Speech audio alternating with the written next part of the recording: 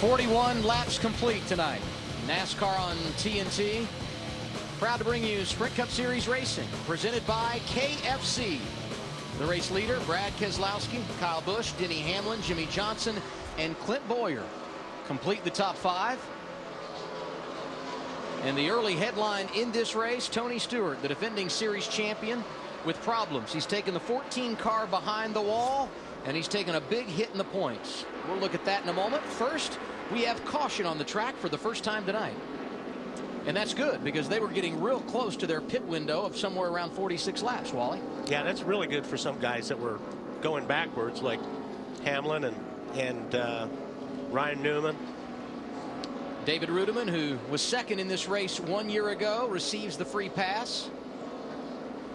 And Scott Riggs limping around, the reason for the caution.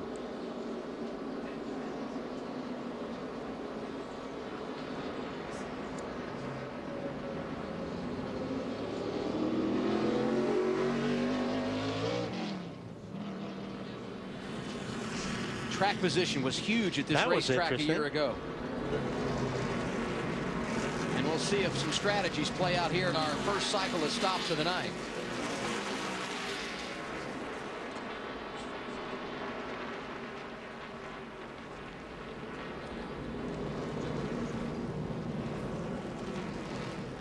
Pits are closed this time around, so let's see what these guys are thinking for their first time down pit road. Marty Snyder? Well, for the leader, Brad Keselowski, his car started a little bit too tight. He got free towards the end of the run, and Paul Wolfe just asked him, what do you want to do to the car? He said, I don't know, Paul, we're pretty good right here. I wouldn't touch it. I would say he's pretty good. He was faster than everybody by about 3/10. Expect everybody here, since it was a full fuel run, to take on 4 tires. Chris?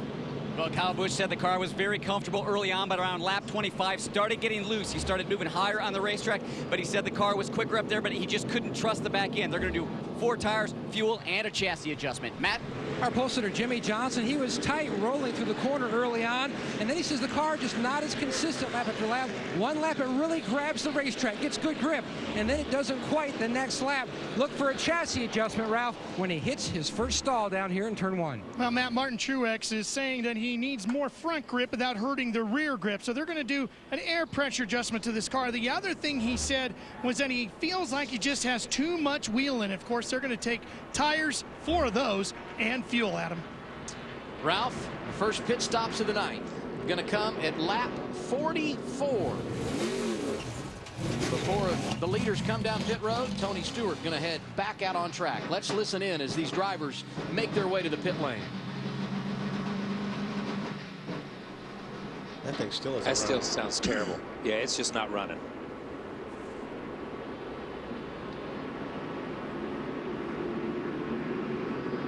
$4,100 right here.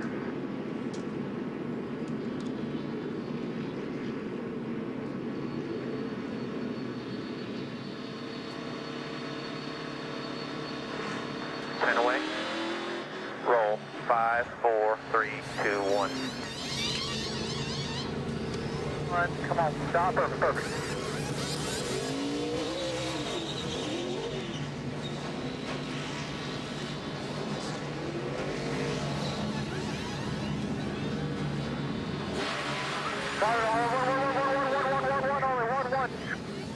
Come on up, 4,100, come on up, 40. Outside. Couldn't come to the racetrack tonight. Inside tracks, making it feel like you were here. First pit stop's done this evening. We'll reset the field when we return. NASCAR Sprint Cup Racing from Kentucky. Brought to you by American Ethanol Sweepstakes. Enter for your chance to win one of 3 Chevy Silverados. By Sprint. Avoid a data dilemma with truly unlimited data. Go to sprint.com/speed. By Olympic One Paint and Primer in 1. Super premium paint without the premium price. And by Coca-Cola. It's time to refuel. Coca-Cola, open happiness. 46 laps complete in the Quaker State 400 at Kentucky. The race off pit road won by Kyle Busch. Everyone took 4 tires. Brad Keselowski was leading when the caution came out. He dropped to 4th. Jimmy Johnson came off pit road 2nd. Denny Hamlin 3rd. And Dale Earnhardt Jr. completes the top 5 as we get set for the restart. We'll put the green flag back in the air as we complete lap 47. And a reminder, as always, we want you to be a part of the conversation tonight. Go to twitter.com/#NASCAR.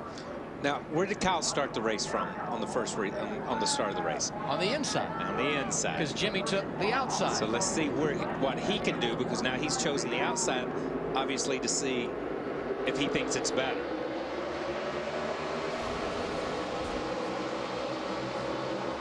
I think we got our answer.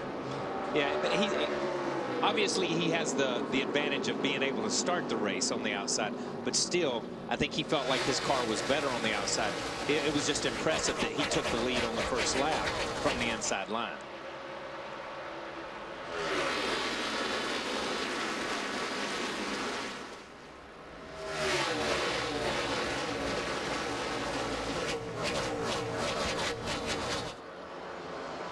Brad Keselowski not where he wanted to be coming off pit road. Restarted fourth. Here he is inside of Johnson for the runner-up position. Kyle, you mentioned earlier, this is third race of the weekend here at Kentucky. Second on Friday evening in the Truck Series race. Top 10 last night in nationwide competition. That extra track time paying dividends for BK.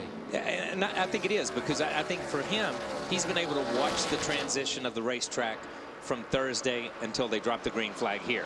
Now all he has to do is stay on top of it and keep up with it. And I think that's helped that team obviously set the car up to a place where he's comfortable with the feel of it. Not that, but the track changes so much from Thursday to tonight. Yes. Because you've had so many different things racing on here, and it's constantly changing. And he's kept up with the change because he's been on the track. Because he's been on the track. Jeff Gordon started 9th. Dropped to 17th, as Matt Yoakum reported earlier.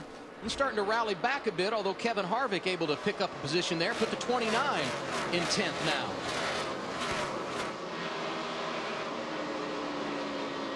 On board here, looking back at Gordon, and right behind him, Ryan Newman, another driver that's gotten shuffled a bit in the early going. Yeah, I think the caution will be good for Ryan. We'll see if they made an adjustment to help, because as Wally said when we were looking at the in-car camera, Marty had reported that the car was tight and he was losing ground. He was losing 1 or 2 positions, it felt like, every 10 or 15 laps. So the caution obviously can help him. Newman trying to get around Gordon here. Harvick has already accomplished that since the restart. 39 working that inside lane off turn 2. Can't make it happen. And that's tough when you get on that inside lane and try to drive up off of turn 2 here.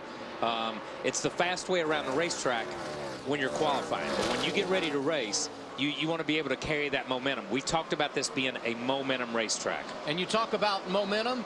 Casey Kane has taken a hit in the last 4 weeks. After 7 consecutive top 10s, that win at Charlotte on Memorial Day weekend, here comes the 5 for an unscheduled pit stop.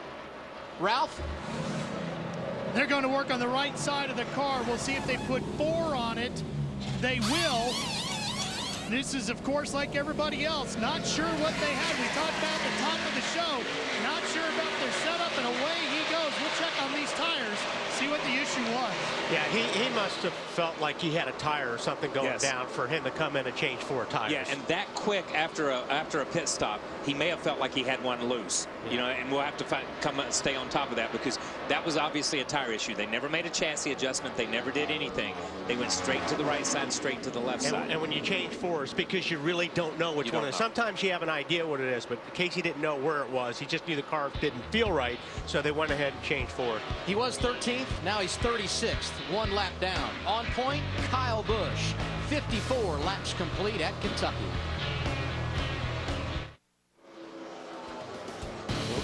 Let's go inside the NASCAR Sprint Cup Series, brought to you by the Sprint Cup mobile app and truly unlimited data on the Sprint network. Most laps led tonight, right there, Kyle Busch. Get live in-car audio and more on the Sprint Cup mobile Android app, only from Sprint. Learn more at sprint.com/speed. You know, the only thing you can't do on that is cook a hamburger. But I'm working with them on that. We're gonna, Sprint and I are developing it. That thing does everything. Top speed tonight, Ryan Newman, 196 miles per hour. Here's a nice little battle for position. Greg Biffle outside of A.J. Allmendinger. And Biffle, the only Ford inside the top 10 right now, but he just lost a position to the Dodge, the double deuce of Allmendinger moving up. And AJ's car has been good.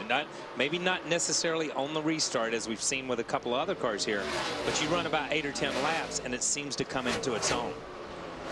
Problem is those guys that are taking off from the start Yes. they'll put you about 6-7 seconds on before your car starts coming in, and that's a lot of ground to make up. Martin Truex Jr. also able to drive around Greg Biffle. All those drivers inside the top 10. Jeff Gordon back there now as well. Another one of those that appears to struggle at the start of a run, but then rally back a little bit as we continue under green. Tony Stewart back out and running, but he's 41st, 34 laps down after those early problems. And you talk about the championship chase and how big wins are. Tony Stewart has 2 of them. That's the good news. The bad news is he's starting to flirt with that 10th position in the standings. Yeah, I mean, when he had troubles, I looked over there at the points, and he dropped 5 spots, you know, as they run right now in the points. Hey, at this point in time, you don't want to have any bad races. No. I mean, Casey Kane and both, you know, Tony Stewart, these things happen right now are not good timing. Yeah, we start talking to somebody like this that drops outside the top 10 with 2 wins. That totally changes the wild card chase. Yeah. Totally changes it for a Jeff Gordon, for a Casey Kane, for a Paul Menard, for all those guys. It makes it twice as difficult. Carl Edwards around Joey Logano for 15th. What's the word in the 20 camp, Marty? Well, I was going to ask KP and Wally, what's the one thing on a 100-degree day you wouldn't want to have happen in your race car? That's an easy one. Yeah. Air conditioning. Air conditioning. And that's what's going on with Joey Logano. Take a listen on the radio. So the hose came off the AC. I could feel it blowing, but I just tried to put it back on and rip the whole hose. So it's really done now. So it's still attached to your helmet and it came off the bottom? It came off the bottom, and I could almost feel it to put it back on. And I went to grab myself a little bit more slack, and I ripped the whole hose. Man, air conditioning. Back in our day, we had our air conditioning too. Yeah. And basically what he's saying is it's still connected to his helmet. He just reached over either under that caution and tried to grab a little slack and get it hooked back to the machine, and it just tore the hose. And drivers not getting a big break since we started here tonight.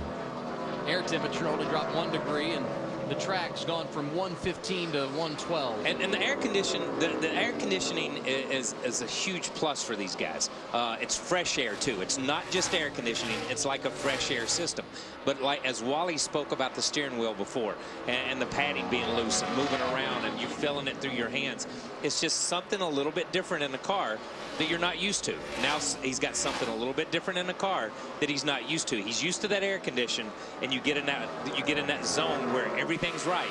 Now there's one thing wrong, and it just aggravates you. But if there are some things you can do right now, if they start packing some ice in Ziploc bags during a pit stop, that's what I always did on a hot day. I'd put the ice pack over my heart, in my, over my chest and the suit, and that helps a lot. And if they get a long enough caution, they may be able to just take the window out, hook the thing back up for him. Another thing that helps you deal with the heat when you're leading the race. Kyle Busch feeling good on point here in the Bluegrass.